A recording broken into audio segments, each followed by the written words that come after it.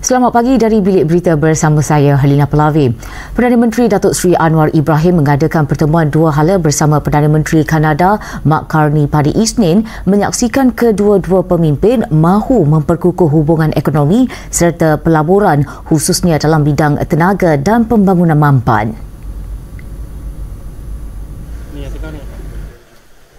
Berlangsung kira-kira 30 minit, mesyuarat dua hala ini turut membincangkan pelbagai bidang kerjasama baharu termasuk tenaga hijau, inovasi dan pendidikan selaras aspirasi ke arah pertumbuhan inklusif dan mampan. Menurut Datuk Seri Anwar, kejayaan usaha sama projek gas asli cecair LNG oleh Petronas di Kanada menjadi bukti kukuh terhadap keyakinan serta kesaling bergantungan ekonomi antara Malaysia dan Kanada. Beliau berkata kehadiran Carney yang memilih Malaysia sebagai destinasi pertama dalam rangka lawatan rasmi beliau ke Asia turut mencerminkan komitmen Kanada memperkukuh keterlibatan dengan rantau ASEAN khususnya dalam aspek ekonomi dan pembangunan mampan.